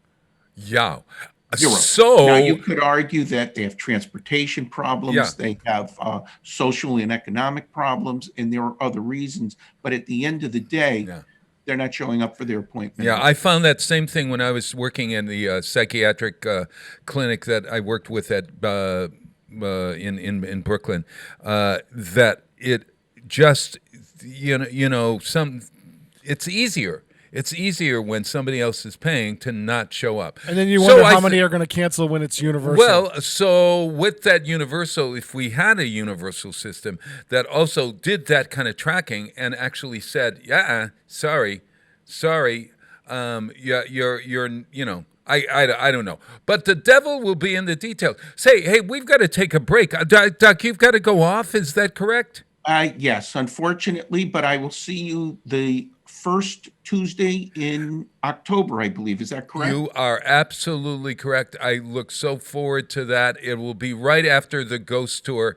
And if you want to see a graveyard filled with dead bodies, you come to our. I'll send you information about the ghost tour. I can't hardly wait. Hey, Rick, great job this morning. It was a pleasure working with you. Thank you, Pete, Dr. thanks Kevin. again for making the connection And for me. No problem. And just Great for point. just to tell everybody, the doc has given a generous donation to Westfield on Weekends to help support Pumpkin Fest this year. Nice. And we Thank you very much. Ascent Dental. It's just so great. He's the greatest. So, hey, let's today, I'm going to say thank you, Doc. Happy New Year to all of our Jewish friends. Today is Rosh Hashanah. Did you know that? No, I did not. Yeah. That's not in your notes. Where you just make. Yeah, no, I didn't. You kept that out of your notes? No, I got it out of my brain. I'm not sure where you pulled that one out of, Bob. But Yeah. I you know how to say Rosh Hashanah to Happy New Year to your Jewish friends? No. In Hebrew, okay, Lashana Tova. Lashana Tova. Yeah, Lashana Tova. L'Shonah Tova. Tova. Lashana Tova. Lashana Tova. So we should give a shout out to my girlfriend and tell her She will be so impressed that And you know Auerbach? this. Yeah. Mark Auerbach. Yeah. It starts tonight and it goes until all day tomorrow, and it closes on when. No, wait a minute. It started yesterday. Oh, that I'm means sorry. I can't call B&H because they shut down for that holiday. No. It started today, yesterday, and it will at end sundown. tomorrow night. Yes. Yeah, it started last night at sundown, and then next week is I think Yom Kippur. Yep. Is Day of Atonement. The Day of Atonement. So our wonderful Wisconsin music director Chris has selected Psalm 104. Played by a wonderful guitarist and folk singer, Nathan Salzburg. This is really pretty. And that song basically talks about God. He says, He makes springs pour water into the ravines. It flows between the mountains. They give water to all the beasts of the field.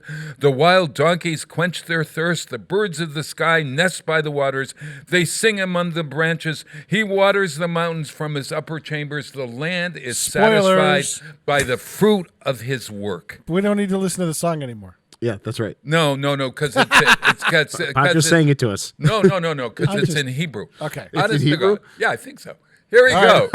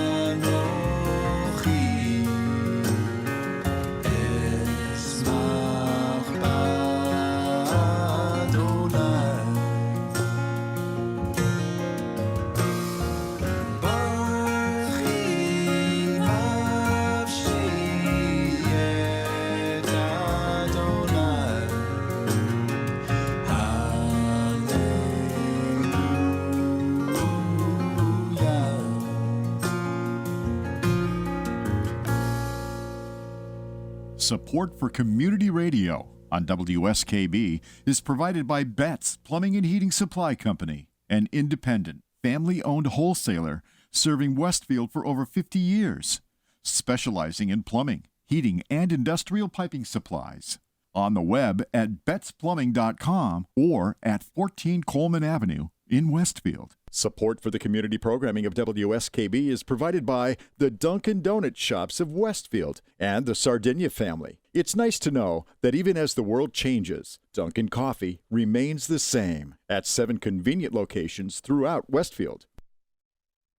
Join me, Tina Gorman, each week from 6 to 8 a.m. for Wake Up Wednesday, when my guests and I discuss health, wellness, and lifestyle reimagined. Community Radio. 89.5 WSKB. Live from Studio 120 at Westfield Technical Academy, this is WCPC Channel 15 and 89.5 FM, WSKB Westfield. Wow, it is Tuesday morning. It is September 7th, 2021 and counting. I'm here with Rick Barry, our substitute, our great substitute for JPEG Luca, and also Peter Coles is in the booth over there directing everything. And we've got great new graphics thanks to Peter and the system here. And I keep learning and evolving, Bob. That's part of my job. You didn't call him the kitten of the keys. I was ready to meow. Oh, Peter Coles, Kitten of the Keys. Meow. That's a good one. Honest to God, that was the sweetest little kitty. Honest to God. Honest to God. Let's hear that little. Didn't you just feel like patting that? Usually it's meow. Is that Jay just meow? Do you have a cat at home? Yes, I do. Michelle has a cat? No, I have a cat who I've had for about 14 years now. She's 15. She used to be the bully of the neighborhood and beat up all the dogs and everything like that. And now she's just this lump of fur that just doesn't really do much and just kind of just lays around. Does she like you to pet her, or is she a loner? No, she loves to be petted, especially right on the head. And when she's had enough, she will let you know. Really? She gives you a slap. Yes. Okay. So may I ask, Still has some spunk. Have you named your cat? Because JPEG Luca has two cats. Yeah. Cat and cat. Yes. No, it's cat and other cat. A cat and other cat. I just think it's so cruel to the cat that he doesn't have she doesn't have a name. What is your cat's name? Mitzi. Mitzi. Now, listen, was Mitzi Gaynor? No, Mitzi May. Mitzi May. Mitzi May Trainer. No, Mitzi May Trainer. She is a volleyball player. Oh, a sand volleyball player who was inducted into the Volleyball Hall of Fame a few years ago. Yes. Really? Yes. Yep. So I've always been a big volleyball fan. I have played for quite a few years. I won't mention how many years that I've played. Yeah. So, but she has always been fun to watch her play. Her and Mitzi Mayfair. Mitzi May Trainer. Yeah. Okay. So for all of you, everything is related. Okay, everything is related. Mitzi Gaynor, for all you ancient people out there, you know who Mitzi Gaynor is? No, I don't. She was a big 60s, 70s movie. She was in South Pacific, the movie, and she had television specials and everything. She was 90 years old yesterday, Mitzi Gaynor. You know whose birthday it is today? No. Whose birthday is it? It is Buddy Holly's birthday. Yeah. And I also think that and when I want to know something about music, I you've been on Making the List a couple of times, with me. Yes. Yeah. I've thanked you a couple of times. You voted for me or against you? Your songs are just painful.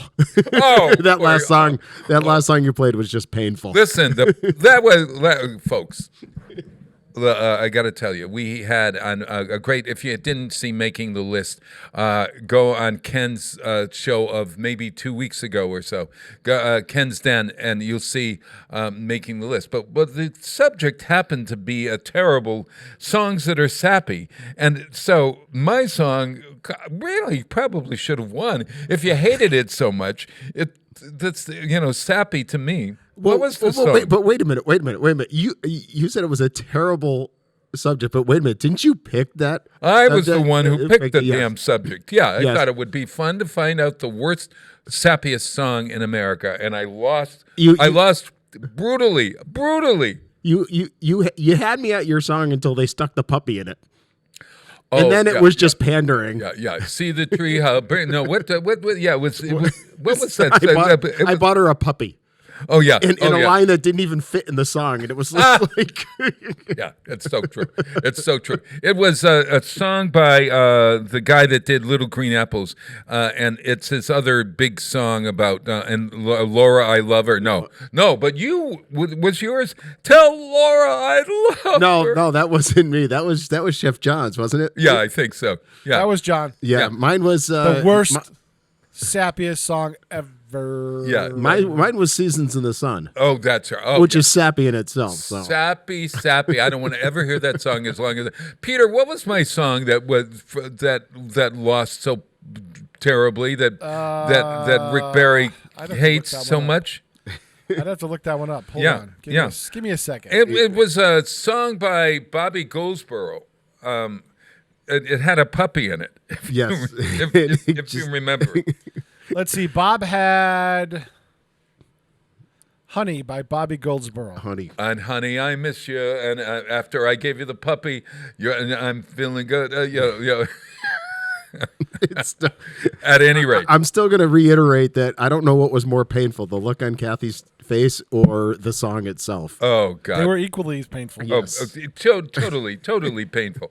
Hey, we haven't played a lot of music today, but this might That's be good, Bob. We do a talk show. We do a talk show, but I always love a little music, a little talk, a little whatever. And we're gonna today is National Telephone Day. Do you know that? Yeah, I saw it on your notes. Yeah, national. yeah. There's a And in lot fact, going on today. It's a lot of national Listen days. to this list. More things for Hallmark. Yeah. Grandma Moses Day. Grandma Moses Day. Okay, who was Grandma Moses? Come on, both of you. Come on.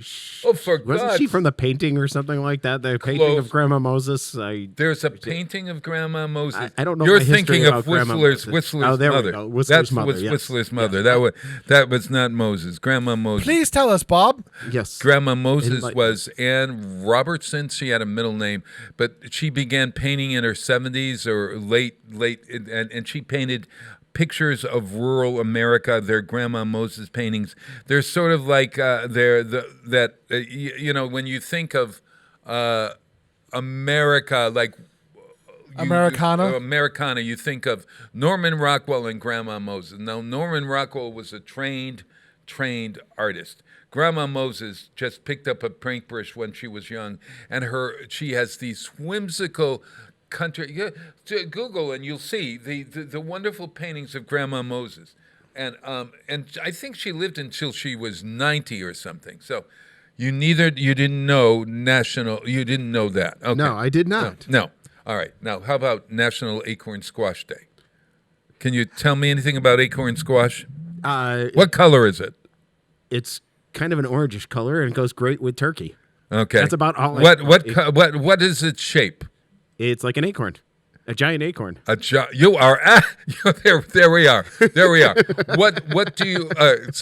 But you're not really acquainted. You don't cook acorn squash. Yeah, actually, you do. Do you? Yeah. Do you? Yeah. Cut it in half. Take the seeds out. Some olive oil, some maple syrup, and bake it in the oven. It sounds good. Did I make a beer about that? Is there an acorn No, there's beer? There's no acorn squash beer. And please, if you're a brewer out there, don't do it. No. How about a Thanksgiving brew? Oh, there's some out there. Are there? Yeah. Yeah. Yeah, there's cranberry flavored beers and stuff like that. But that's true. Yeah, but no turkey dinner. I'm sure somebody That's tried sodas. it at one time. Those are the Oh, sodas. that's right, the soda, the turkey. There's to that candy. I say, Ken Stomsky has candies that taste like turkey dinners. He gave me gave me one a couple of weeks ago that was like that was brutal. It was a chicken or something. What was it? Fried chicken? It was fried chicken. in the afternoon, I was still tasting the damn candy, fried chicken candy. That's Don't eat it. Who is it? Jelly? Is it Jelly Belly beans? Jelly beans? They make have those different gravy, flavors. Oh yeah. Well, he's brought those in as well. I've suffered through those. All right. Today is National Feel the Love Day. Can you? What movie? Can you feel the love tonight? Lion King. That's the Lion King. Yes. Who sang "Can You Feel the Love Tonight"? That was Sir Elton John. And who wrote it? Can you feel the love tonight? Bernie Taupin. I don't know. Was it Bernie Taupin? Or? Bernie Taupin and Elton John wrote all the songs for The Lion King. Yes, yeah. Okay, that's very good. The National Threatened Species Day. Can you name a threatened species? The purple-spotted red-headed owl. Actually... What are you talking about? I'm making something up. It sounds good. Actually, isn't the American bald eagle was taken off the endangered species list and now is a threatened species? Yep. It is. Yes. It is a threatened species. It was taken off the endangered species list because of the conservation work to save the bald eagle. That's right. Absolutely. And what about polar bears? Are they on the endangered national? They are still on the endangered species list. Endangered species list. Yeah. Koala bears? I don't know. No, I know. No.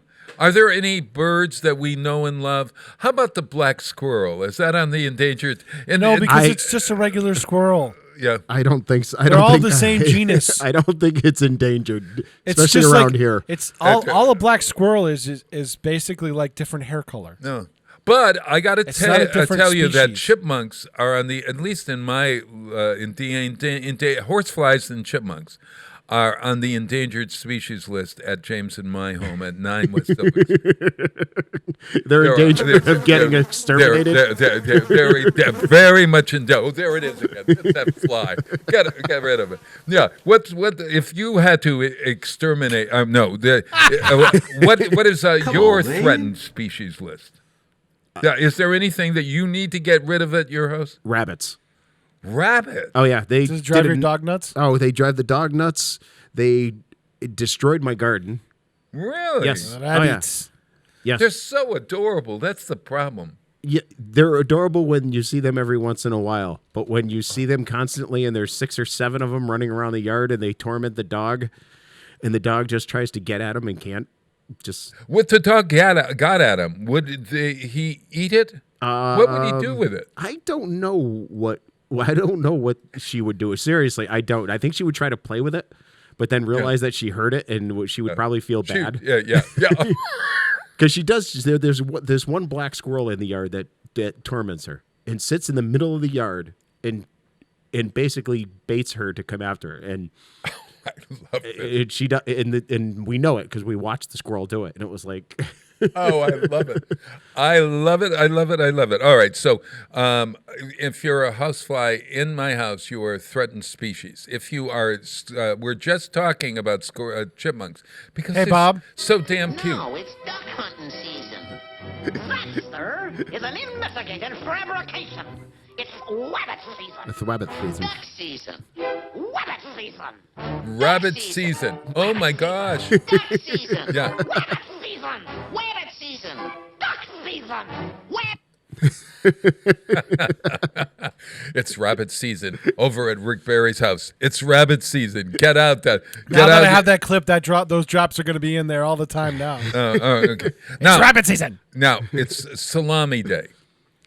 I like salami. How do you like your salami? I like my charcuterie. What? I do. I do too. But did you hear what he asked me? Yeah, I know. I see. That's what we were talking about earlier. Yeah, in the show. I could go so many ways with that. That's what we were talking about early in the show. You just go, oh, yep. God. I just say, yep. Bob, did you hear yourself? What you just said? How do you like your salami? Whether you want what? Bob doesn't even know he says it. I prefer Genoa salami. Genoa salami. Yes. And what's the difference between that and salami? There's all different types. Hard of salami, I have no idea about it. I think some of it's seasoning. Yeah, seasoning and cured, I believe, the way it's cured. And is salami an Italian delicacy? Does salami come from Yeah. I believe so. Yes. Is Yeah. that okay? Alrighty. It's also Superhuman Day. I'm not exactly sure what this is about. Superhuman Day. So how did that ever come about? You can make a day. You could have Rick Barry Day if you did something. Bob, are you an X-Men? But Bob has a superpower, so he could be a superhuman. Yeah, I could. I was just thinking. Wait a minute. You know what Bob's superpower is? What is it? Bob's superpower is he locks eyes with you and he makes you volunteer. Yeah. That's his superpower. Yeah, but he's a volunteer man. Well, he would be an X-Men because he's a mutant, right? Yes. That's a mutation. That's not. Yeah, you can call me. Some people have called me mutant, so I think. Yeah. All right. So Superhuman Day. You could. I don't know. There was a Rick Barry Day. Was there? Yeah, there was. Because Rick. Wait a minute. In Ireland, there's got to be a Rick Barry Day because Rick Barry isn't Rick Barry a famous Irish person? Oh, wait a minute. What's the Barry in Ireland? There is a Barry, very famous Barry. Yes, the Barry clan actually is a nobility in Ireland. Yes, it didn't transfer over to me, but But there's a Barry that is very famous in song and everything. Do you know that? Really? No. And there's an Irish song, something about Barry. Hey, Bob, Yeah. the most famous Irish Barry was Commodore John Barry, 1745 to 1803. Long life, wow. Yeah. Who was born in Tuckamshane, County Wexford. Tuckamshane? County Wexford. Yep. County Wexford. Went to sea at an early age. In 1760, he settled in Philadelphia, where he became a prosperous shipmaster and owner. Mm-hmm. Yeah. I think there's another Barry. I swear. Well, the Barry clan is the name. It goes down from Barrymore. The Barrymores, yes, are related to us, as in Drew Barrymore and her father. What's her father's name? Well, there are a lot of Lionel Barrymore, Barrymore, Ethel Barrymore, John Barrymore. John Barrymore, who was her father. He had a very distinctive profile. I think it was the grandfather because he was much older. Yeah. Unless I don't. The heck do I know? And the Bradfords too. Bradford, yes, as in Governor William Bradford, the first governor you. of the state of Massachusetts. I am the 17th great grandchild of Governor William Bradford. The 17th great grandchild. Yes. This means you could be a daughter of the American Revolution. What is it? Sons of Liberty? The Sons of Liberty, yes. Yeah, the Sons of Liberty, yes. Yeah.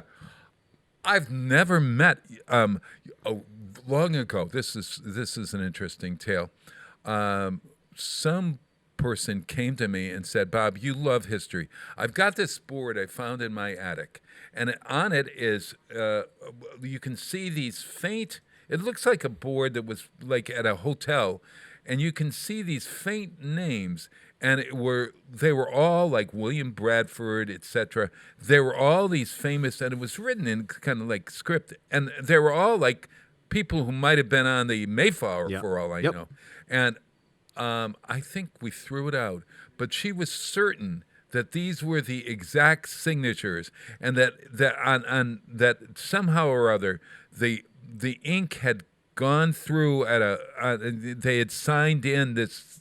On a board, on a manifest or something. Neat. Have no idea. Yeah, it was thrown out. Right, it's thrown out with the papers, Sunday papers for all. It was interesting. We were actually down at the State House. We were actually visiting a guest who's going to be on later, at the State House, and they were giving us a tour of the House and Senate chambers. And one of my nieces taps me on the shoulder, and she points to the sign over the chair, and that said, Governor William Bradford. And the gentleman giving the tour asked her if she knew who he was. And she started to explain to him who he was.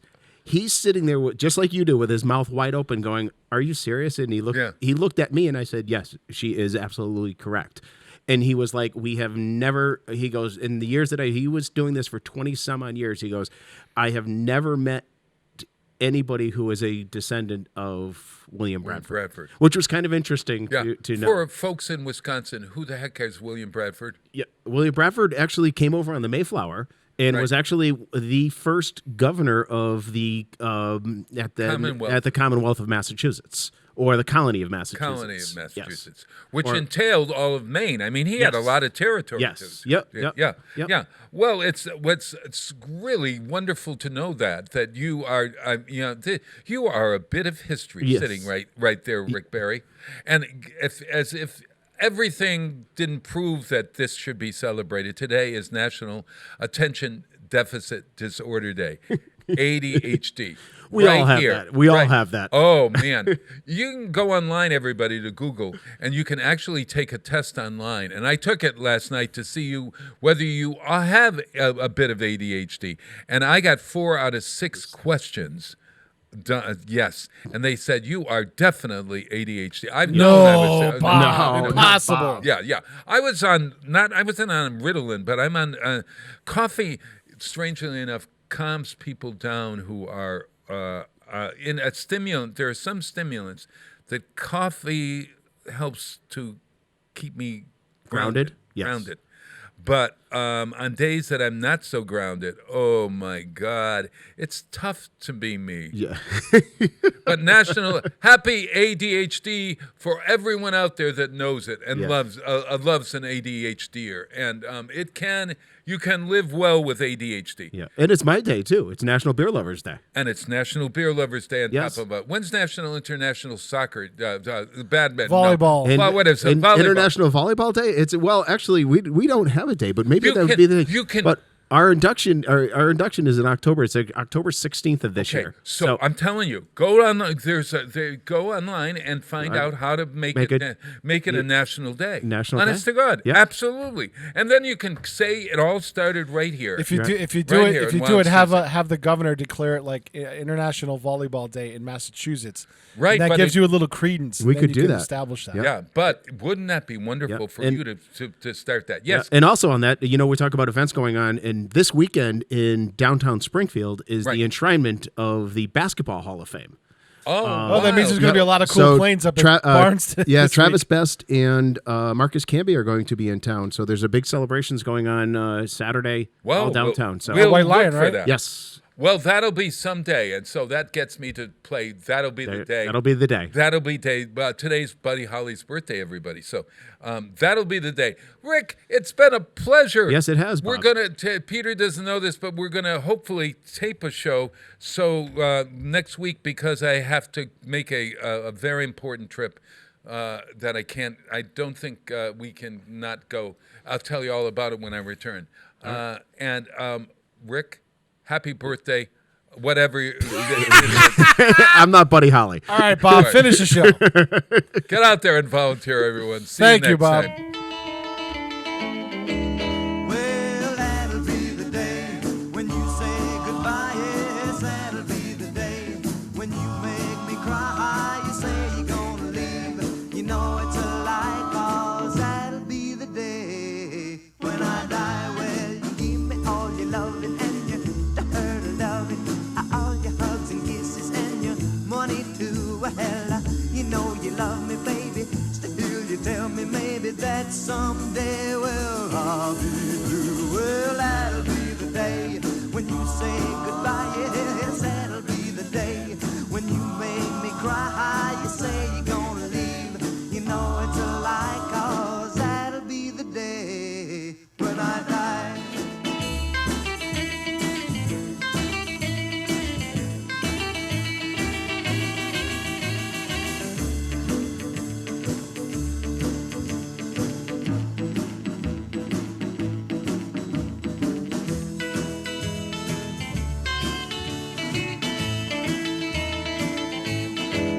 Well, that'll be the day when you say goodbye. Yes, that'll be the day when you make me cry. You say you're gonna leave. You know it's a lie, 'cause that'll be the day when I die. Well, when Cupid shot his dart, he shot it at your heart. So if we ever part, then I'll leave you.